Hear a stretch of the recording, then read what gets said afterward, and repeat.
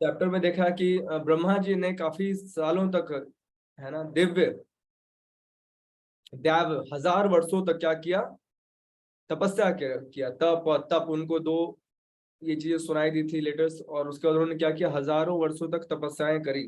तो तपस्या के बाद क्या हुआ, उनको भगवान के धाम में जाने का मौका मिला, और भगवान का साक्षात्कार स्पष्ट सामने प्रत्यक्ष रूप से दर्शन मिला। तो उसका जैसा कि हमने डिस्कस किया था कि भगवान और ब्रह्मा जी ने एक दूसरे से हाथ मिलाए, पहली बार हैंडशेक इस ब्रह्मांड में कब हुआ, भगवान ने जो ब्रह्मा जी के साथ हाथ मिलाया।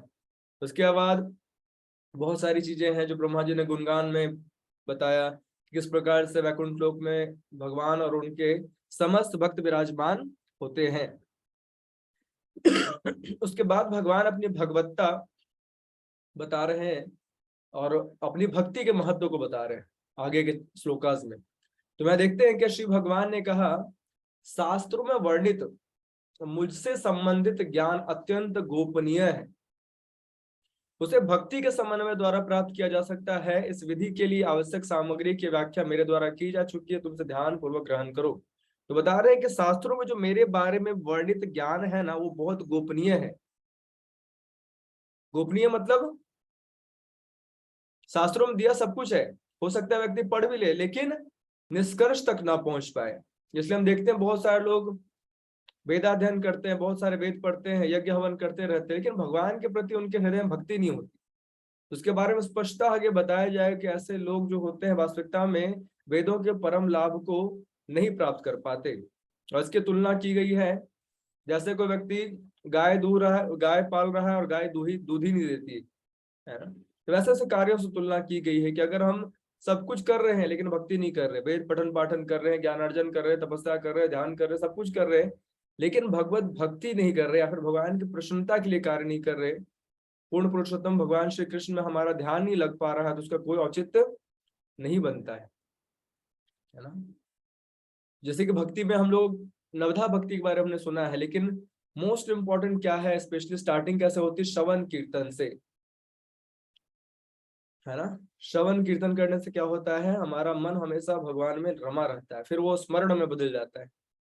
उस प्रकार से आगे देखते हैं कि मेरी अहेतुकी कृपा से तुम्हारे अंतःकरण में उदय होने वाले वास्तविक बोध से तुम्हें मेरे विषय में सब कुछ, मेरा वास्तविक शाश्वत रूप, मेरा दिव्य अस्तित्व, रंग गुण तथा कार्य ज्ञात हो सकेगा। जो भगवान बता रहे हैं कि मेरा रंग है, मेरा रूप है, मेरे गुण है, क्यों बता रहे फिर। हम तो बोल रहे थे, कुछ लोग जो मायावादी होते हैं या फिर निराकार भगवान की जो कल्पना करते हैं, उनका कहना होता है भगवान का कोई शाश्वत रूप नहीं है, वो भी संसार में आते तो माया में फंस जाते हैं, या फिर उनका कोई है ना सौंदर्य नहीं है, उनका निराकार आकार ही नहीं है उनका। लेकिन आप भगवान तो बोल रहे हैं कि जो व्यक्ति मेरी भक्ति करता है तो मेरी हेतु की कृपा से क्या होता है, उसको मेरे बारे में संपूर्ण ज्ञान हो जाता है। कौन कौन सा ज्ञान हो जाता है, भगवान के शाश्वत रूप के बारे में भी ज्ञान हो जाता है, उनके दिव्य अस्तित्व के बारे में ज्ञान हो जाता है, उनके रंग गुण कार्य हर चीज ज्ञात हो जाता है। इसलिए भगवान भगवत गीता में बताते हैं क्या, भक्त्या माम अभिजानाति, केवल मेरे भक्त ही मुझे तत्वतः जान पाते हैं, अन्यथा कोई नहीं जान सकता। भगवान इतने दिव्य है, इतने महान है, हम क्या अपनी बुद्धि से जान सकते हैं। भगवान को जानने का एकमात्र तरीका है भक्ति, प्रेम भक्ति, है ना। उस प्रकार से हे ब्रह्मा, मैं हरे कृष्णा प्रभु जी। हाँ जी माता जी। हरे कृष्णा। हरे कृष्णा। अभी ज्वाइन, लेट होगी मैं लाला पे फोन। कोनो बात नहीं है, अब आप ठीक है, शांति से सुनिए, कोनो बात नहीं है। ठीक है। अच्छा प्रभु जी, थैंक यू प्रभु जी। थैंक यू, हरी बोल। तो हमने यहाँ देखा कि भगवान बता रहे हैं कि मैं वही हूँ जो सृष्टि का पूर्व विद्यमान था और मेरे अतिरिक्त कुछ भी नहीं था। तो सृष्टि के कारण स्वरूप भौतिक प्रकृति भी नहीं थी। अब जो तुम देख रहे हो क्या है, प्रलय के बाद भी सिर्फ मैं ही रहूंगा।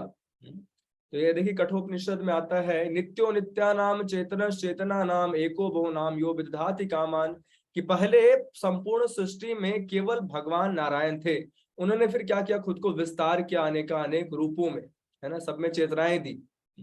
और यहाँ देखिए वैदिक स्रोतों में कथन भी आता है वासुदेवो वा इदम अग्र आसीन ब्रह्मा न शंकर एको नारायण आसीन ब्रह्मा निशान। कि सृष्टि के पूर्व वासुदेव के अतिरिक्त कुछ नहीं था, न ब्रह्मा थे, न शिवजी थे, न शंकर थे, केवल नारायण थे, कोई दूसरा नहीं था, न ब्रह्मा न ईशान। श्रीपाद शंकराचार्य ने भी भगवत गीता के भाष्य में इसकी पुष्टि की है कि नारायण समस्त सृष्टि से परे है और समग्र सृष्टि अव्यक्त का फल है। अतः सृष्टा और सृष्टि में सदैव अंतर रहता है, भले दोनों एक समान गुण वाले क्यों न हो। क्योंकि संपूर्ण सृष्टि भगवान से उद्भूत हुई है, लेकिन फिर भी भगवान का एक अपना अस्तित्व है। जब सृष्टि नहीं भी थी तब भी भगवान थे, जब सृष्टि नहीं होगी तब भी भगवान होंगे, जब कोई नहीं होता तो ही भगवान थे, अनादिकाल से भगवान थे, हैं और रहेंगे। और देखिए यहाँ बताया जा रहा है, शुद्ध भागवत में बताया जाता है, यहाँ पर बहुत सारे दृष्टांत मिलेंगे इससे भगवान के अस्तित्व के बारे में और भगवान की भक्ति के क्या लाभ हैं वो बताया जाएगा। कि जो भगवान सृष्टि पालन संहार के कारण स्वरूप है, जो माया के प्रभाव से सदैव मुक्त रहते हैं और उसके नियंता हैं, वे किस प्रकार प्रत्येक मनुष्य के हृदय में स्थित रहते, इस प्रकार इसका उत्तर क्या विदुर देते हैं। तत्वानां भगवंस्तेषां कथिता प्रतिसंक्रमः तत्रेमं कौपाशीरन् कौ स्विदनुसेरते। श्रीधर स्वामी ने अपने टीकों में इसकी व्याख्या इस प्रकार की है। सृष्टि के प्रलय के समय शेषशाही भगवान की सेवा कौन करता है। ध्रुव चरित प्रसंग में आता है कि भगवान की बात तो, और यहाँ तक कि भगवान के भक्तों का भी संसार के पूर्ण प्रलय के समय विनष्ट नहीं होता। भगवान परिवर्तन की तीनों अवस्थाओं से सर्वदा विद्यमान रहते हैं। मैं आपको कुछ इंपॉर्टेंट श्लोकास यहाँ से बताऊंगा। हे ब्रह्मा, जो भी सारयुक्त प्रतीत होता है, यदि वो मुझसे संबंधित नहीं है तो उसमें कोई वास्तविकता नहीं है। इसे मेरी माया जानो, इसे ऐसा प्रतिबिंब मानो जो अंधकार में प्रकट होता है। अगर संसार की कोई वस्तु में हम कृष्ण का दर्शन नहीं कर पा रहे हैं या फिर कोई वस्तु हमें कृष्ण की तरफ नहीं मोड़ पा रहा है, दूसरे में क्या मानना चाहिए, माया। लेकिन हाँ, अगर कोई चीज धन संपत्ति ऐश्वर्य सगे संबंधी हर चीज भगवान में हमें प्रेरित कर रहे हैं, भगवान से लगाने का प्रयास कर रहे हैं, भगवान में हमारी चेतना जागृत कर रहे हैं, तो उसको माया नहीं मान सकते। लेकिन जो चीज भगवान से संबंधित नहीं है या फिर जो हमें भगवान की तरफ प्रेरित नहीं करते, उसे माया मानना चाहिए, है ना। जैसे कि हमने पिछले क्लास में डिस्कस भी किया था, योग माया क्या करती है, हमें भगवान में लगाने का प्रयास करती है, और माया महामाया क्या करती है, हमारी भौतिक भोग इच्छाओं के कारण हमें हमेशा इसी संसार में फंसा करके रखती है। वो कभी भी हमें इस बात का ज्ञान नहीं होने देंगे कि हम क्या हैं, भगवान के नित्य सेवक, सनातन सेवक है, दास है ना। उस प्रकार से भगवान भगवत गीता में बताते, क्या बताते हैं, हम सर्वस्य प्रभुवो मत्तः सर्व प्रवर्तते इति मत्वा भजन्ते मां बुधा भाव समन्विता। कि जो व्यक्ति ये जान लेता है कि मैं ही सब कुछ हूँ, मतलब अहम सर्वस्य प्रभु, मुझसे सब कुछ क्या होता है, उद्भूत होती है, समस्त सृष्टि बनती है, बिगड़ती है, वो पालन होता है, वो क्या करता है, पूर्ण भाव से क्या करता है, मेरी भक्ति करता है। और आगे बताया जा रहा है,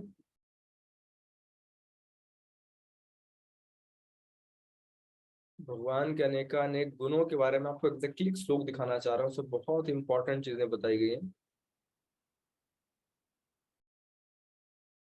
हे ब्रह्मा, तू ये जान लो कि ब्रह्मांड के सारे तत्व विश्व में प्रवेश करते हुए प्रवेश नहीं करते, उसी प्रकार में उत्पन्न की गई प्रत्येक वस्तु में स्थित रहते हुए भी साथ ही साथ प्रत्येक वस्तु से पृथक रहता हूँ। जैसा कि मैंने बताया कि सृष्टि भगवान करते हैं, लेकिन सृष्टि जो है भगवान सृष्टि से पृथक भी रहते हैं। भले ही हर चीज भगवान के द्वारा बनी है, लेकिन भगवान का अस्तित्व हर चीज से परे है, जैसा कि ब्रह्म संहिता में बताया जा रहा है।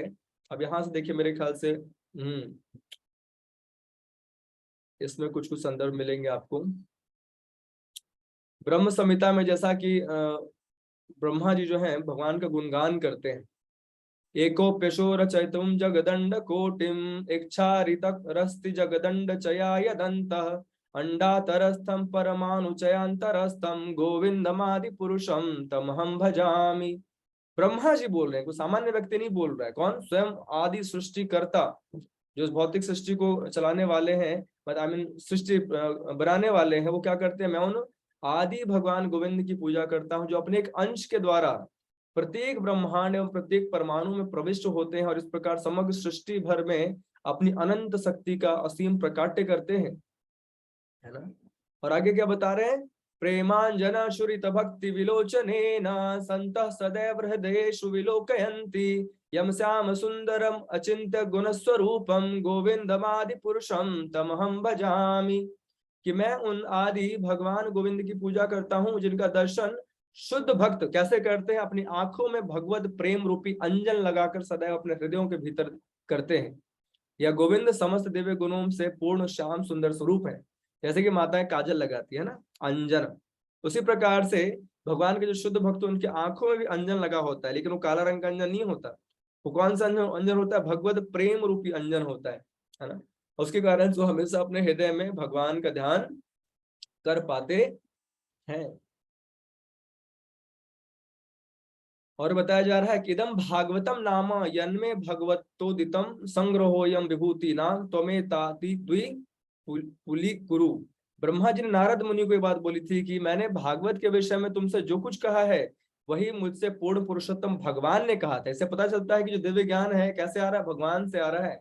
भगवान ने ब्रह्मा जी को बताया, ब्रह्मा जी नारद मुनि को बताया, नारद मुनि ने वेद व्यास जी को बताया, वेद व्यास जी के माध्यम से सुखदेव गोस्वामी से ऐसे हम तक पहुंचा है ना। तो यहाँ बता रहे हैं कि मैं तुम्हें परामर्श दे रहा हूँ जिससे तुम इन कथाओं का उत्तम ढंग से विस्तार कर दो, जिससे लोग यानी कि हम लोग बद्ध जीवात्माएं भगवान की दिव्य प्रेमा भक्ति से गुह्य भक्तियों को सरलता से समझ सके।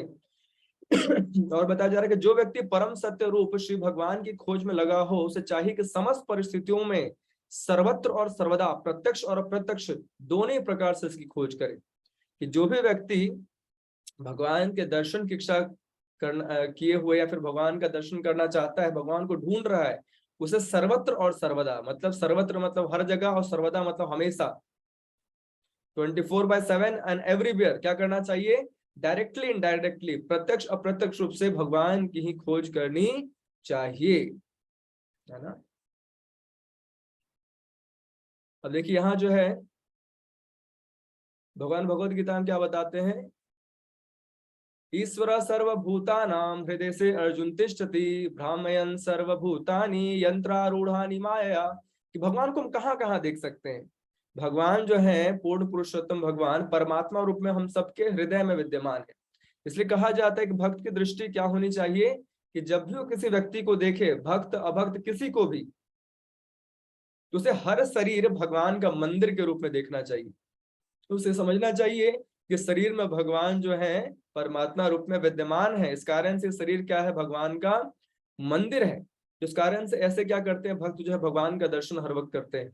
उसके बाद भगवान के आदेश देते हैं, मन मना भव मद भक्तो मद्याजी मां नमस्कुरु मम वास्य से सत्यम ते प्रति जाने प्रियोसी में, है ना। कि जहां है जिस अवस्था में हमें क्या करना चाहिए, भगवान का मन से चिंतन करना चाहिए, उनके भक्त बनने का प्रयास करना चाहिए, उनको नमस्कार करना चाहिए, है ना। ऐसा करने से क्या होता है, भक्त निसंदेह भगवान के धाम को प्राप्त होता है। अब ये तो है भक्त लोग। अब कौन होते हैं जो भगवान के चरण कमलों का आश्रय नहीं लेते, वो यहाँ बताया जा रहा है। 4 प्रकार के लोग होते हैं जो भगवान के चरण कमलों का आश्रय नहीं लेते। बातें बहुत बड़ी बड़ी करेंगे लेकिन बोलो भक्ति कर लो तो ना, नाम जप कर लो तो ना। ये कौन है, नमाम दुष्कृत नो मूढ़ा प्रपद्यन्ते नराधमा माया अपहृत ज्ञाना आसुरम भवमाश्रित। बताया जा रहा है कि वो मूढ़ है, बड़े बदमाश लोग हैं ना, मूर्ख बदमाश नराधम और जिनकी बुद्धि माया द्वारा हर ली गई है, वैसे लोग क्या करते हैं, भगवान की सेवा में भगवान की भक्ति में नहीं लगते। मूर्ख जिसको ज्ञान ही नहीं है, बदमाश जानता है लेकिन क्या करेगा, अपनी चीजों को प्राथमिकता देगा, है ना, ढीठ काइंड ऑफ व्यक्ति। नराधम जिसमें बहुत सारी पाप वृत्तियां हैं, नरों में अधम है ना, जो बहुत सारे पाप कार्यों में लिप्त रहता है। और माया अपहृत ज्ञान, जिसकी बुद्धि माया द्वारा हर ली गई है, जो भोगों में लगा रहता है केवल, ऐसे लोग भगवान की भक्ति में नहीं लग पाते, है ना। और यहाँ देखिए बताया जा रहा है कि जब तक मनुष्य आत्म साक्षात्कार की जिज्ञासा को उपेक्षा करता है तब तक बड़े बड़े भौतिक कार्यकलाप पराजय स्वरूप होते हैं, क्योंकि मानव जीवन का उद्देश्य ऐसे अवांछित तथा व्यर्थ के कार्यों से पूर्ण नहीं होता। मनुष्य शरीर का कार्य भव बंधन से मुक्त हो रहा है। जैसा कि हम सभी जानते हैं कि मनुष्य जीवन जो मिला था तो ब्रह्म जिज्ञासा, ब्रह्म की जिज्ञासा, भगवान की जिज्ञासा के लिए मिला है। मैं कौन, भगवान कौन, मेरा उनसे संबंध क्या, किस प्रकार से मैं उनके धाम को पुनः वापस जा सकता हूँ, इन जिज्ञासाओं के लिए मिला। अगर इन जिज्ञासाओं के लिए हम समय नहीं निकालते और बहुत ही भौतिक कार्यकलापों में व्यस्त हैं, तो क्या है, पराजय स्वरूप है वो, उससे हमारा कोई लाभ होने वाला नहीं है और अंत में क्या हो जाएगा, हमारी हानि ही होगी। और यहाँ बताया जा रहा है कि वास्तविकता में जो मूल कारण है जिसके कारण हम अनेक शरीर को धारण करते हैं, 84 लाख योनियों में भटकते रहते हैं, उसका मूल कारण देखिए बताया गया मन। इसलिए भगवान देखिए बार बार बोल रहे हैं, मन मना मत भक्तो मद्याजी माम नमस्कुरु, मन लगाओ। भगवान को हमारा मन चाहिए, क्योंकि उनको पता है हमारा मन अनेकानेक जगहों में भ्रमण कर रहा है, अनेकानेक आसक्तियों में उलझा हुआ है। हम बैठे रहते हैं कथा में, लेकिन हमारा ध्यान होता है जहां हमारी आसक्ति है, व्यक्ति वस्तु परिस्थिति से। इसलिए भगवान क्या बोले, जो मन है ना, जो हमने कहीं और दे रखा है, उसको लाओ, इधर लाओ, इधर लाओ और मुझमें लगाओ। अन्यथा क्या होगा, मन के कारण ही विविध देह धारण करके सभी प्रकार के भौतिक यातनाएं भोगनी पड़ती हैं। जब तक मन सकाम कर्मों में लीन रहता है, उसे ज्ञान में लगा हुआ समझना चाहिए। सकाम कर्म मतलब हम कर्म करते हैं, उसके फलों को भोगने के लिए लालायित रहते हैं। जैसे कि पूरी भगवत गीता में सिद्धांत ये बताया गया है कि हमें कर्म भगवान विष्णु भगवान कृष्ण की प्रसन्नता के लिए करना चाहिए, है ना। ये मानना चाहिए कि मैं कर्म कर तो रहा हूं, लेकिन उसके फल के भोक्ता कौन है, स्वयं भगवान है। हम जो भी कार्य करते हैं, उससे जो भी हमें फल मिलता है, उससे जो भी हमें लक्ष्मी प्राप्त होती है, आय प्राप्त होता है, उसमें आवश्यकता अनुरूप खुद को स्वीकार करके अपने जरूरत के हिसाब से बाकी हर चीज भगवान की सेवा में लगाना चाहिए। लेकिन वास्तविकता ये है कि हम हर चीज को भोगना चाहते हैं। भगवान की सेवा तो सबसे लास्ट में हम करते हैं, पहले तो हम उसका अधिकांश अंश अपने जरूरतों के साथ साथ अपने लालचों, अपने कामनाओं, अपने वासनाओं पर खर्च करते हैं। और इस प्रकार से हम क्या होते हैं, सकाम कर्मों के बंधनों में फंस जाते हैं। जो भी व्यक्ति सकाम कर्मों में लगा हुआ है, उसका समझो बार बार पुनरपि जन्म पुनरपि मरणम होगा, है ना। इसलिए देखिए हमारे गुरु महाराज जी बार बार बोलते, केवल भजन भक्ति पर्याप्त नहीं है कि हम नाम जप कर लिए, गीता पढ़ लिए, भागवत पढ़ लिए और भगवान की प्रत्यक्ष कोई सेवा नहीं कर रहे। जो व्यक्ति प्रत्यक्ष भगवान की सेवा में नहीं लगना चाहता, उसके लिए माना जाता है वो अपने कर्मों के फलों को भोगना चाहता है। स्वाभाविक है ना कि अगर कोई व्यक्ति मान लीजिए बहुत आय उसकी है, अच्छा खासा उसका इनकम है, लेकिन अपने लिए गाड़ी बंगला घर परिवार सब पे खूब लाखों करोड़ों खर्च कर रहा है, लेकिन भगवान के लिए सेवा को उसके पास लक्ष्मी ही नहीं होती। इसको क्या समझना चाहिए कि व्यक्ति क्या कर रहा है, भली भक्ति कर रहा है, लेकिन वो अभी भी भोग वृत्ति से भक्ति कर रहा है। उसमें अभिविक्षा है, क्या है, कर्मों के फलों को भगवान में नहीं लगाना, कर्मों के फलों को भोगना चाहता है। और जो भी व्यक्ति अपने कर्मों के फलों को भोग दृष्टि से देखता है, समझो वो सकाम कर्म में, सकाम कर्म का फल क्या होता है, बार बार जन्म लेना, है ना। इस प्रकार से हमें इस भाव से कार्य करना चाहिए कि हर चीज भगवान की, मैं तो केवल निमित्त मात्र हूँ, है ना। मुझे वास्तविकता में भगवान की सेवा के लिए मैं कार्य कर रहा हूँ, अपने संतुष्टि के, अपने इंद्रियों की तुष्टि के लिए, भोग के लिए कार्य नहीं कर रहा। भोग के लिए कार्य तो भौतिकतावादी लोग करते, कर्मी लोग करते, मैं तो भक्त हूँ। मैं कैसा भक्त हूँ, जो हरे कृष्णा कृष्ण कृष्ण हरे हरे, हरे राम राम राम हरे हरे मंत्र को उच्चारण करता है। मंत्र का मतलब हे कृष्ण की शक्ति मुझे अपनी सेवा में लगाइए। सेवा के बाद ही सेवा करता ही नहीं। उस प्रकार से क्या है, ये चीटिंग हो जाता है फिर, है ना। फिर आगे देखिए बताया जा रहा है, स्कंद पुराण में ब्रह्मा जो नारद जी कथा आती है, बताया जाता है, संसारे अस्मिन् महाघोरे जन्म मृत्यु समाकुले पूजनम वासुदेवस्य तारकम वादिभिः स्मृतम। यह संसार अंधकार तथा भय के साथ साथ जन्म मरण तथा विभिन्न चिंताओं से पूर्ण है, और इस विशाल जाल से निकलने का एकमात्र उपाय भगवान वासुदेव की दिव्य प्रेमा भक्ति को स्वीकार करना है। सभी वर्ग के दार्शनिकों ने इसको स्वीकार किया। जो व्यक्ति इस गृहम अंधकूपम अंधकार भरे संसार से निकलना चाहता है, जन्म मृत्यु के सागर से और विभिन्न चिंताओं से मुक्त होना चाहता है, उसके लिए एकमात्र उपाय क्या है, भगवान वासुदेव की प्रेमा भक्ति को उसको स्वीकार करना चाहिए। और जीव गोस्वामी देखिए अनेक ग्रंथों से भी संदर्भ देंगे, है ना, कि किस प्रकार से भगवान की भक्ति करनी चाहिए। अब ये जो है स्कंद पुराण, पद्म पुराण और लिंग पुराण से बताया जा रहा है, आलोडय सर्व शस्त्राणि विचार्य च पुनः पुनः इदम एकम सुनिष्पन्नम ध्येयो नारायण सदा। शास्त्रों के बार बार निरीक्षण और अध्ययन से क्या यह निष्कर्ष निकलता है कि भगवान नारायण ही क्या है, परम सत्य है, अतः केवल उन्हीं की पूजा करनी चाहिए। ध्येयो नारायण सदा, हमेशा क्या करना चाहिए, नारायण का ध्यान करना चाहिए। गरुड़ पुराण में क्या बताया जा रहा है, पारंगतो अपि वेदानाम सर्वशास्त्रार्थ वेदपि यो न सर्वेश्वरे भक्ता स्तम विद्यात पुरुषाधमम, कि भले ही कोई समस्त वेदों का अवगहन कर चुका हो, समस्त शास्त्रों में निपुण हो, किंतु यदि वो परमेश्वर का भक्त ही नहीं है तो उसे क्या मानना चाहिए? नराधम। शास्त्र पढ़ लिए, जो उद्देश्य था पढ़ने का वो किए ही नहीं, फायदा क्या, है ना। और क्या बताया जा रहा है? श्रीमद् भागवतम में बताया जाता है कि गुण बताए जा रहे हैं कि वास्तविकता में समस्त गुण किसमें विद्यमान होते हैं? भगवान के भक्तों में। जो भगवान के भक्त ही नहीं है उसमें कौन सा गुण है? यस्यास्ति भक्तिर भगवत्य किंचना सर्वैर गुण सत्र समासते सुरा हराव भक्तस्य कुतो महद्गुना। कुतो कहाँ है महागुण? मनोरथे नासती धावतो बही, जिसमें भगवान के प्रति अटल भक्ति है उसमें देवताओं के समस्त गुण रहते हैं, सद्गुण रहते हैं। किंतु इसके विपरीत जो भगवान का भक्त नहीं है वो कल्पना के अंधकार में भटकता रहता है और नासवान भौतिकता में लगा रहता है।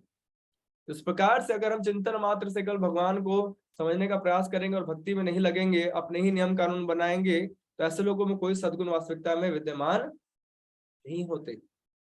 और बताया जा रहा है शब्द ब्रह्माणि निस्नातो न निस्नायात परे यदि श्रमस्तस्य श्रम फलो ह्यदे नुधि मुमिव रक्षतः। भले ही कोई वेदों के समस्त दिव्य साहित्य में निष्णात हो, किंतु यदि वह परमेश्वर को नहीं जानता तो यह जानना चाहिए कि उसने सारी शिक्षा पशु का भार उठाने तुल्य और दूध ना देने वाली गाय के पालने के समान है ना। पशु का भार उठाने तुल्य। जैसे कोई व्यक्ति गाय पाल रहा है, ना वो दूध देती ना कुछ करती है, और बस क्या कर रहा है, पाल के बैठा, उसको क्या, उसको कुछ लाभ नहीं मिल पाएगा, है ना, डायरेक्टली। इस प्रकार से यहाँ बताया जा रहा है कि भगवत भक्ति के माध्यम से सबका उद्धार हो सकता है। भगवत भक्ति के माध्यम से कोई व्यक्ति कितना निकृष्ट क्यों ना हो, यहाँ निकृष्टता हटाइए, व्यक्ति को छोड़िए, गरुड़ पुराण में देखिए क्या कहा गया है, कीट पक्षी मृगानाम च हरो संन्यस्तचेतसाम ऊर्ध्वामेव गतिम मन्ये किम पुनर्ज्ञानी नाम नृणाम। कि कीट पक्षी पशु तक भी क्या हो जाते हैं? दिव्य भगवान की भक्ति के प्रति पूर्ण रूप से समर्पित होने पर उच्चतम सिद्धि पद तक ऊपर उठने का आश्वासन प्राप्त हो जाता है। तो मनुष्यों में ज्ञानियों के विषय में क्या कहा जाए? जैसे ने बहुत बार देखा है, जैसे हम लोग कार्तिक महीने में कथा सुनते हैं एक चूहे की, है ना, जो किस प्रकार से भगवान के सामने पूर्ण रूपेण अग्नि में जल जाता है, और वो भगवान को किस प्रकार से कंसिडर करते हैं, वो क्या कर रहा है, मुझे दीप दिखा रहा है। तो बहुत बार ऐसे पशु पक्षियों के वर्णन शास्त्रों में मिलती है कि येन केन प्रकारेण अज्ञान में ही उन्होंने क्या किया, भगवत भक्ति के किसी नियमों को उसने पालन कर लिया, मतलब भगवत भक्ति उनके माध्यम से हो गई, तो भगवान उसको क्या करते हैं, परम पद प्रदान करते हैं। जब कीट पक्षी पशु तक का उद्धार हो जाता है, तो जो ज्ञानी मनुष्य हैं, जो भागवतम अध्ययन कर रहे हैं, भागवतम श्रवण कर रहे हैं, क्या उनका उद्धार नहीं होगा? है ना। इस प्रकार से हमें भगवान के वचनों पर पूर्ण श्रद्धा होनी चाहिए। और भगवान ये भी बताते हैं कि अपि चेत सु दुराचारो भजते माम अनन्य भाग साधुरेव समंतव्य सम्यक व्यवस्थितो हि स। कि अगर कोई व्यक्ति मेरा भक्त है और ये किन प्रकार उसका किसी प्रकार से उसके हाथों कोई पाप हो गया, तो भी से क्या मानना चाहिए? भक्त मानना चाहिए।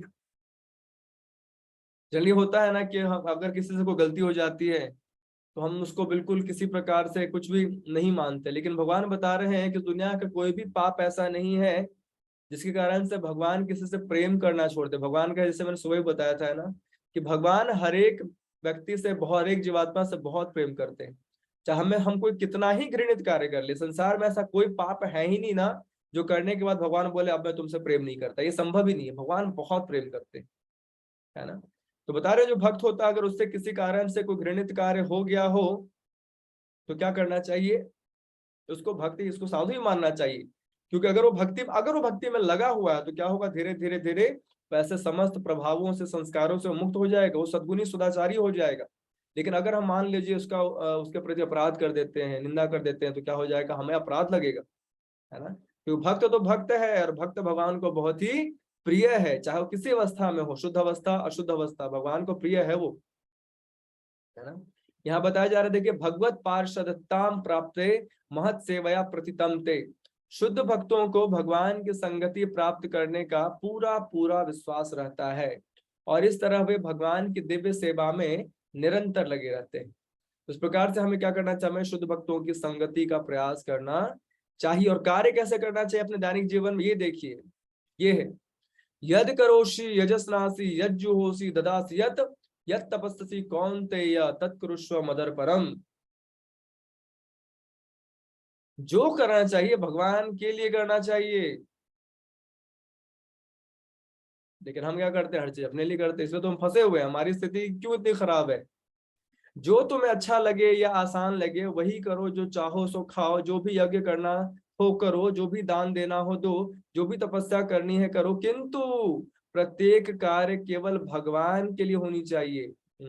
यदि कोई तुम कार्य करते हो या कोई नौकरी स्वीकार करते हो तो भगवान के हेतु करो। जो भी खाओ उसे भगवान को अर्पित करो। आश्वस्त रहो उसे, उस भोजन को पाने के बाद वो तुम्हें लौटा देंगे। जैसे भगवान किसी कुछ रखते भी नहीं है। जैसे लोग भगवान को भोग लगाते थोड़ी ना पूरा खा लेते हैं, क्या करते हैं, भाव स्वीकार करके उसमें कृपा डाल के देते। उसी प्रकार से जब हम भगवान की भक्ति, भगवान की सेवा में लगते हैं तो भगवान तो ऋणी हो जाते हैं, भगवान उसको और मल्टीप्लाइड टाइम्स, बहुत गुना ज्यादा देते हैं। लेकिन अधिकतर बार हम अपनी कृपणता के कारण भगवान की सेवा से वंचित रह जाते हैं। और इस प्रकार से भगवान की सेवा से वंचित होने का मतलब है भगवान की कृपा से भी वंचित रह जाना। स्कंद पुराण में बताया जाता है, यह स्मृतया च नामुक्तया तपो यज्ञ क्रियादिषु नुन्नम संपूर्णतामेति सद्यो वंदे तमुचितम। मैं अच्युत भगवान को नमस्कार करता हूँ क्योंकि केवल उनके पवित्र नाम के स्मरण या उच्चारण से समस्त तपों, सकाम कर्मों, यज्ञों का फल प्राप्त होता है और इस विधि का सर्वत्र पालन किया जा सकता है। देखिए कितनी अच्छी बात बताई जा रही है। ये जो नाम है, इस नाम का अगर हम श्रवण और उच्चारण करते हैं तो क्या होता है, समस्त तपो सकाम कर्म यज्ञों का फल ऐसे प्राप्त हो जाता है। फिर भी हम मूर्खों की बातें सकाम कर्म में लगे रहते हैं, तो क्या है, अपने लिए गड्ढा खोदने वाली बात है। अगर हम भगवान की भक्ति करेंगे, नाम जप करेंगे, तो जो भी आवश्यक है भगवान हमें पूर्ण रूप से प्रदान करेंगे। अकाम सर्व कामो वा मोक्ष काम उदार तीव्रेन भक्ति योगे न यजेत पुरुषम परम। इसलिए क्या करना चाहिए, बुद्धिमान मनुष्य को क्या करना चाहिए, भगवान अच्युत की भक्ति का पालन करना चाहिए, भक्ति योग में लगना चाहिए, चाहे उसमें किसी प्रकार की इच्छा क्यों ना हो, चाहे सकामी हो, निष्कामी हो, मोक्ष की इच्छा हो, भक्ति की इच्छा हो, जो भी उसे क्या करना चाहिए, भगवान विष्णु, भगवान हरि, भगवान कृष्ण की भक्ति में लगना चाहिए। मनुष्य को प्रत्येक देव देवता देवी की पूजा करने की आवश्यकता नहीं है, क्योंकि भगवान उन सबों के मूल रूप है। जिस प्रकार वृक्ष की जड़ों में सींचने से उनकी समस्त टहनियां पत्तियां हरी भरी हो जाती हैं, उसी प्रकार भगवान की सेवा करने से अन्य समस्त देवी देवियां की सेवा बिना ही प्रयास के क्या हो जाते हैं, वो प्रसन्न हो जाते हैं। इस प्रकार से क्या है, अलग से किसी को प्रसन्न करने की आवश्यकता नहीं रह जाती जब हम भगवान कृष्ण की भक्ति कर रहे हैं। लेकिन अगर हम भगवान कृष्ण की भक्ति नहीं कर रहे हैं और देवी देवताओं के में लगे हुए तो सबको खुश करते रहिए, सबको खुश करना पड़ेगा, क्योंकि वो जड़ नहीं है। लेकिन कृष्ण क्या है, जड़ है। अगर जड़ में जल देंगे तो क्या होगा, पूरा का पूरा वृक्ष हरा बड़ा हो जाता है। उसी प्रकार से यस्मिन तुष्टे जगत तुष्टे, अगर हम भगवान को संतुष्ट कर दे तो संपूर्ण संसार, समस्त जीव, समस्त देवी देवता स्वाभाविक रूप से क्या हो जाते हैं, संतुष्ट हो जाते हैं। स्कंद पुराण में इसके बारे में वर्णन आता है कि जब शंख चक्र गदा पद्मधारी श्री भगवान की पूजा की जाती है तो अन्य सभी देवता देवों की पूजा स्वतः हो जाती है, क्योंकि भगवान हरि सर्वव्यापी है। अतः सही प्रकार से प्रत्येक प्राणी ऐसे भगवत भक्ति से लाभान्वित होता है। ये कितनी स्पष्ट बातें लिखी गई हैं, लेकिन फिर भी हमें शास्त्रों में भरोसा नहीं होता है। और क्या बताया जा रहा है, यदि एक क्षण के लिए भी पूर्ण पुरुषोत्तम भगवान वासुदेव का स्मरण नहीं किया जाता तो यह सबसे बड़ी हानि है, सबसे बड़ा भ्रम है, सबसे बड़ी विडंबना है। अगर एक भी क्षण हम क्या करते हैं, बिना हरिनाम के उच्चारण के, बिना हरि स्मरण के बिता देते हैं, हरि कीर्तन के बिता देते हैं, तो इस प्रकार से इससे बड़ी हानि नहीं हो सकती। ये कितनी इंपॉर्टेंट बात बताई गई है ना। चलिए हम समझते हैं कि हमारे लिए हानि का मतलब है पैसा लुट गया, घर बार चला गया, संबंध चले गए, स्वास्थ्य खराब हो गया, ये हमें सबसे बड़ी हानि लगती है। सबसे बड़ा भ्रम ही भ्रम है। यहाँ तो एक भ्रम थोड़ी है, अहम ममेती के भाव के कारण, मैं और मेरा कारण, कितने सारे भ्रम में हम जीते हैं। विडंबना मतलब आश्चर्य की बात है, ये भी दुर्घटना की बात है। क्या है कि एक भी क्षण भगवान की भक्ति के बिना, भगवान नाम के जप और कीर्तन के बिना, भगवत स्मरण के बिना बीत जाए, जो सबसे बड़ा नुकसान है, सबसे बड़ा भ्रम है, सबसे बड़ी विडंबना है। इसलिए कहा जाता है on beat 16 rounds and of beats unlimited. 16 माला का जब माला पे करते हैं वो तो अच्छी बात है, लेकिन उसके बाद जहां है, जिस अवस्था में है, भगवान नाम का उच्चारण करते रहना चाहिए, है ना। यहाँ पर कुछ उदाहरण दिए गए हैं कि महाराज प्रहलाद और महाराज परीक्षित ने अपनी माताओं के गर्भ में ही भगवान की पूजा की। ध्रुव महाराज ने केवल 5 वर्ष की आयु में भगवान की पूजा की। महाराज अम्बरीश ने अपने पूर्ण युवावस्था में भगवान की पूजा की, और महाराज धृतराष्ट्र ने अपने वृद्धायु में अत्यंत विक्षिप्तावस्था में भगवान की पूजा की। अजामिल ने मृत्यु के सन्निकट रहते हुए भी भगवान की पूजा की। चित्रकेतु ने स्वर्ग और नरक में रहकर भी भगवान की पूजा की। इस प्रकार से देखिए, कोई भी व्यक्ति कहीं भी है, भगवत भक्ति उसका एकमात्र आश्रय होना चाहिए, भगवान नाम का जप उसका एकमात्र धर्म होना चाहिए। तो इस प्रकार क्या होगा, वो मुक्त हो जाएगा। इसलिए क्या श्रीमद् भागवत में बताया गया है, एतद् निर्विद्यमानानाम इक्षताम कुतो भयम योगिनाम निर्णीतम हरेर नामानुकीर्तनम। हे राजन, अंततः यह तय हुआ कि प्रत्येक व्यक्ति को, चाहे वह सन्यासी हो, योगी हो अथवा सकाम कर्मी हो, वांछित फल की प्राप्ति के लिए निर्भर होकर क्या करें, भगवान के पवित्र नाम का जप करना चाहिए। तो नाम जप कितनी भूमिका, इतना देखिए महत्व बताई जा रही है, हर जगह इंपॉर्टेंस बताया जा रहा है, लेकिन हम समझते ही नहीं है। और इन सारे चीजों को कंक्लूजन में बताया जा रहा है कि कोई कितना भी शास्त्रों में पारंगत क्यों ना हो, भगवत भक्ति में नहीं रत रहता, उसे नराधम मानना चाहिए। और इसकी दोबारा पुनरावृत्ति की गई कि जो भगवत भक्ति से रहित है, उसे वैदिक ज्ञान और तपस्या से क्या लाभ। हजारों प्रजापतियों की एक भगवत भक्त से तुलना कैसी। इट मीन्स भगवत भक्त जो होते हैं हजारों प्रजापतियों से ऊपर माने जाते हैं। तो भगवान की भक्ति जो है बहुत दुर्लभ है, और हमें बहुत ही सौभाग्य से ये प्राप्त हुआ है, जिसे किसी प्रकार पे खोना नहीं चाहिए, किसी प्रकार से एक क्षण भी अपव्यय बेकार नहीं जाना चाहिए बिना भगवत भक्ति के। अब आगे देखिए क्या बोल रहे हैं कि हे ब्रह्मा, तुम मन को एकाग्र करके इस निर्णय का पालन करो, तुम्हें ना तो आंशिक ना ही पूर्ण प्रलय के समय किसी प्रकार का गर्व विचलित करेगा। तो बता रहे, जो मेरी भक्ति में लगा रहता है वो समस्त प्रकार के मिथ्या मान से शून्य रहता है। अगर तुम मेरी भक्ति में लगे रहोगे तो क्या होगा, तुम्हें अंत समय में किसी प्रकार का अभिमान अहंकार नहीं होगा, तुम पूर्ण रूप से क्या होगे, मेरे धाम को प्राप्त करोगे। एवं प्रसन्न मनसो भगवत भक्ति योगतः भगवत तत्व विज्ञान मुक्त संग जायते। कितने सारे देखिए गुणगान, एक पर एक गुणगान किए जा रहे हैं भगवत भक्ति के। तेषाम सतदुक्तानाम भजताम प्रीतिपूर्वकम ददामि बुद्धि योगम तम ये नमाऊं पयांति ते। कि अगर कोई व्यक्ति भगवान की नित्य भक्ति करता है, सतत भजता है, प्रीतिपूर्वक प्रेम से भजता है, तो भगवान उसको क्या करते हैं, ददामि बुद्धि योगम तम, भगवान उसको बुद्धि देते हैं किस प्रकार से वो मेरे धाम को वापस आ सके। बहुत बार होता है ना, अपने जीवन की विभिन्न अवस्थाओं में भ्रमित हो जाते हैं, हमें पता नहीं चलता क्या करना है क्या नहीं करना है। ठीक है ना, बताया जा रहा है कि अगर कोई व्यक्ति सतत भजताम प्रीतिपूर्वकम, सतत भगवान का भजन करता है, प्रेम पूर्वक प्रीति पूर्वक करता है, तो भगवान उसको बुद्धि देते हैं कि बेटा किस प्रकार से माया से बचे रहना है और वापस मुझको प्राप्त करना है। अब आगे सुखदेव गोस्वामी ने परीक्षित महाराज से कहा, जीवात्माओं के नायक ब्रह्मा को अपने दिव्य रूप में पूर्ण पुरुषोत्तम भगवान हरि इस प्रकार से उपदेश देकर क्या हो गए, फिर अंतर्धान हो गए। भगवान उपदेश दिया इसलिए, किस लिए, ताकि अब जाकर उपदेश का पालन करिए। जैसे कि हम देखते हैं नारद मुनि को भी भगवान ने क्षण भर के लिए अपना दर्शन दिया, उसके बाद अंतर्धान हो गए, ताकि उनमें एक व्याकुलता, एक लोलुपता रहे भगवत प्राप्ति की, भगवान के दोबारा दर्शन की, भगवान के धाम को वापस जाने की। इस प्रकार से यहाँ ब्रह्मा जी को भी भगवान क्या करते, उपदेश देकर के चले जाते हैं। और हमें भी भगवान ने भगवत गीता के माध्यम से, भागवतम में भक्तों के माध्यम से इतने सारे उपदेश दिए हैं। तो केवल उपदेशों का श्रवण लाभ नहीं करेगा। अगर हमें वास्तविक लाभ चाहिए तो क्या करना चाहिए, उपदेशों के श्रवण के बाद उस उपदेशों के अनुसार हमें अपने जीवन को भी जीने का प्रयास करना चाहिए। भक्तों के इंद्रियों को दिव्य आनंद प्रदान करने वाले पूर्ण पुरुषोत्तम भगवान हरि के अंतर्धान हो जाने पर ब्रह्मा जी हाथ जोड़े हुए ब्रह्मांड की जीवात्माओं से पूर्ण वैसी सृष्टि पुनः करने लगे जिस प्रकार वह इसके पूर्व थी। तो फिर से क्या करते हैं, सृष्टि प्रारंभ करते हैं, क्रिएशन पार्ट। एक बार जीवों के पूर्वज तथा धर्म के पिता ब्रह्मा जी ने समस्त जीवात्माओं के कल्याण में अपना हित समझते विधि पूर्वक यम नियमों को धारण किया।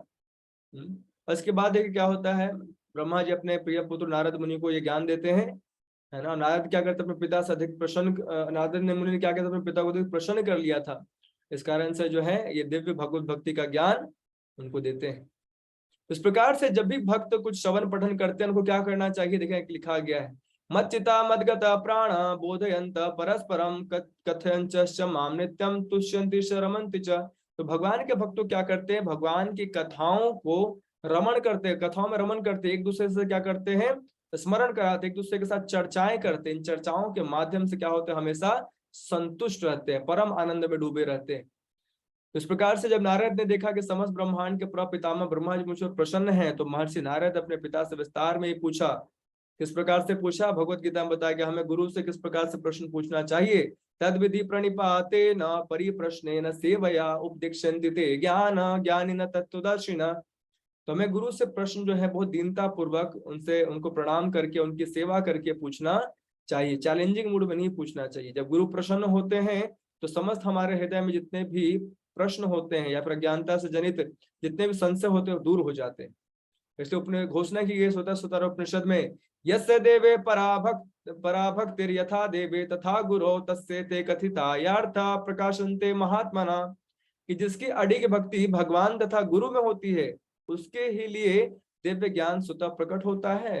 शिष्य तथा गुरु का ऐसा संबंध शाश्वत है कि जो भी व्यक्ति गुरु और भगवान में पूर्ण रूपेण श्रद्धा के साथ उनकी भक्ति में लगा रहता है, उसके हृदय में दिव्य ज्ञान स्वाभाविक स्वतः बिना किसी व्यर्थ के प्रयास के ही प्रकट हो जाता है।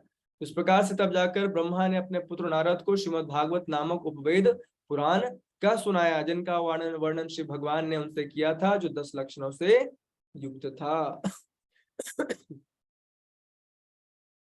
अब इसके बाद बता रहे हैं, अभी फिर जाके क्या कर, देखिए जैसा कि मैंने बताया कि हम लोग अभी बद्रीनाथ गए थे, है ना, तो वहां पर एक गुफा भी है, सरस्वती नदी के किनारे में गुफा है, जहां नारद मुनि ने क्या दिया था, व्यास देव को ये ज्ञान दिया था और ये निर्देश दिए थे कि तुम जाकर के जो मैंने भागवत के बारे में तुम्हें बताया उसको विस्तृत करो और इसकी रचना करो, उससे क्या हो जाओगे, तुम पूर्ण रूप से संतुष्ट हो जाओगे।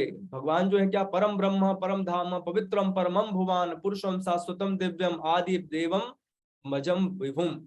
इस प्रकार से इस प्रकार से अर्जुन को इस बात का ज्ञान हुआ कि भगवान क्या है, परम ब्रह्म है, परम धाम है, परम सत्य है, सनातन दिव्य पुरुष है। और ये केवल वो नहीं कह रहे हैं, जितने भी देखे नारद असित देवल व्यास सभी इस तथ्य को मानते हैं। तो हमें किसी प्रकार का इसमें क्या होना चाहिए, संशय नहीं होना चाहिए कि भगवान कृष्ण कौन है, पूर्ण पुरुषोत्तम भगवान है, उनसे परे कोई सत्य नहीं है, उनसे बड़ा या फिर उनके समान में कोई सत्य नहीं है। इस प्रकार से क्या है, ये जो चैप्टर होता है कंप्लीट होता है जिसमें कि ब्रह्मा जी भगवान से वैकुंठ धाम में मिलते हैं। वैकुंठ धाम में बहुत सारी चर्चाएं होती है, उसके बाद भगवान अपने बारे में और अपनी भक्ति के बारे में जितनी भी सत्य है एक प्रकार से परिलक्षित करते हैं। तो चैप्टर, ये थोड़ा चैप्टर बड़ा था, इसमें हमने देखा है किस प्रकार से भगवान और ब्रह्मा जी जो प्रथम जीव हैं सृष्टि के, सृष्टिकर्ता भी, उनके भी संवाद हुआ है। तो जो दिव्य योग का ज्ञान है हमें इस प्रकार से प्राप्त हुआ है और हमें पूरा प्रयास करना चाहिए कि भगवत भक्ति किसी व्यवस्था में ना छोड़ें। ये जो दिव्य बड़े बड़े महाजन इस चीज को कर रहे हैं, भगवत भक्ति को कर रहे हैं, और नाम की कितनी महिमा देखिए हर जगह हर श्लोक में बताई जा रही है। तो इसे किसी प्रकार से हरि नाम का जप करना, कीर्तन करना, श्रवण करना नहीं छोड़ना चाहिए। तो इस प्रकार से चैप्टर कंप्लीट हुआ। और नेक्स्ट जो चैप्टर है वो एक्चुअली मैंने पहले पढ़ा रखा है, डिस्कस हमने कर रखा है, वी हैव डिस्कस्ड अर्लियर। ये पूरा चैप्टर हमने अच्छे से डिस्कस किया था, मुझे याद है इसमें कि एग्जैक्टली बताया गया है क्या क्या, कि किस प्रकार से भगवान भागवतम में कौन कौन से टॉपिक कवर हुए, है ना। अगर आपको याद होगा तो एक सेकेंड,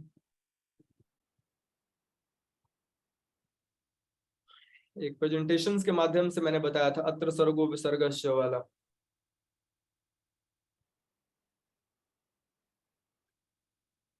हरे कृष्णा कृष्णा कृष्णा हरे हरे।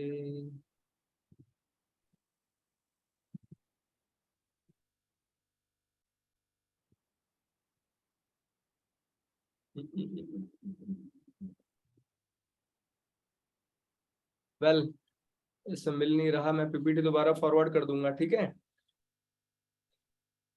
मैं आपको थोड़ा श्लोक याद दिलवाऊं। ये है कि श्रीमद् भागवतम में कौन कौन से विषय कवर किए गए हैं। तो अत्त सर्गो विसर्गश्च स्थानम पोषणम मुत्तय मनवंतरे शानुकथा निरोधो मुक्तिराश्रय। इसमें क्या क्या चीजें कवर की गई थी। सुखदेव गोस्वामी ने कहा मैं श्रीमद् भागवतम में 10 विभाग हैं। ब्रह्मांड की उत्पत्ति, भगवान की उत्पत्ति, ब्रह्मांड की उत्पत्ति किस प्रकार से होती है, उपसृष्टि, जैसे पहले तो भगवान सृष्टि करते हैं फिर ब्रह्मा जी सृष्टि करते, तो उपसृष्टि उसको बोलते, वो किस प्रकार से हुआ। लोक लोकांतर, अनेकानेक लोक किस प्रकार से ब्रह्मांड में हैं, उनका एग्जिस्टेंस किस प्रकार से, भगवान द्वारा पोषण किस प्रकार से उनको पोषण किया जाता है, सृजन की प्रेरणा कैसे मिलती है, किस प्रकार से संसार बढ़ता है, मनुओं का परिवर्तन, कितने सारे मनु और कितने सारे मनवंतरों में कौन कौन सी घटनाएं होती है, ईश्वर का विज्ञान, अपने घर वापस भगवत धाम जाना, मुक्ति और आश्रय, ये सभी चीजें इसमें बताई गई है। तो प्रयास करूंगा ये पीपीटी ढूंढ करके आप लोगों को फॉरवर्ड कर दूं, आप लोग उसको थोड़ा देख सकते हैं। उसको दोबारा रिपीट करने की जरूरत नहीं है, ये चैप्टर हमने भागवतम के स्टार्टिंग में ही डिस्कस किया था, और मेरे ख्याल से ये जो चैप्टर है यूट्यूब पे भी अवेलेबल है, उसका लिंक भी मैं आपको फॉरवर्ड कर दूंगा। ऑल राइट, तो आज हमारा कैंटो 2 सेकंड स्कंद, द्वितीय स्कंद कंप्लीट हुआ। नेक्स्ट जो है वेडनेसडे क्या करना चाहिए, टेस्ट लेना चाहिए। पढ़ाई हो गई, पढ़ाई लिखाई हो गई, अब तो टेस्ट लेना पड़ेगा ना। बच्चे पास हुए कि फेल हुए कैसे पता चलेगा। तो अगर आप लोग को समय चाहिए तो कुछ समय बाद लेंगे, लेकिन इसको सेकंड जो कैंटो है उसको थोड़ा पढ़ने का प्रयास कीजिएगा। एटलीस्ट जो जितने भी चैप्टर्स उसका जो डार्क लाइन है ना, डार्क लाइन मतलब जो ट्रांसलेशन है ना, अनुवाद, तात्पर्य नहीं, अनुवाद भी अगर आप पढ़ते हैं तो भी पर्याप्त होगा। तो कुछ दिन आप ले लीजिए, लेकिन प्रयास कीजिए कि जो द्वितीय स्कंद है उसका एक प्रकार का रिवीजन आपका हो जाए, थोड़ा पढ़ लें आप, ताकि आप भूल ना जाए बाद में। कहते हैं अगर किसी चीज को, अगर किसी बुक को 3 बार नहीं पढ़ो ना, समझो कि पढ़ा नहीं है। अभी तुम भागवतम पहली बार पढ़ रहे हो तो भी बहुत बार पढ़ना पड़ेगा, खुद से पढ़ना पड़ेगा, टेस्ट देने पड़ेंगे, तब जाकर हमें चीजें याद रहने वाली है। तो केवल मुझ पर निर्भर मत रहिए कि हाँ मैं बता दिया बस बात खत्म, अब तो छुट्टी, मेरे को कुछ नहीं करना है, ऐसा नहीं है। आपको खुद पढ़ना है, खुद अंडरलाइन करने हैं, कुछ चीजों को कंठस्थ करने का प्रयास भी करना है, तब उचित लाभ आपको मिल पाएगा। ठीक है, तो आज हम लोग यही स्टॉप करते हैं, और नेक्स्ट क्लास में हम लोग कैंटो 3 स्टार्ट करेंगे। तब तक आप लोग प्लीज कैंटो 2 द्वितीय स्कंद थोड़ा बहुत पढ़िए अपने से जितना हो सकता है। ठीक है, हरे कृष्णा प्रभु जी। हरे कृष्णा। किसी को प्रश्न है तो पूछ सकते हैं।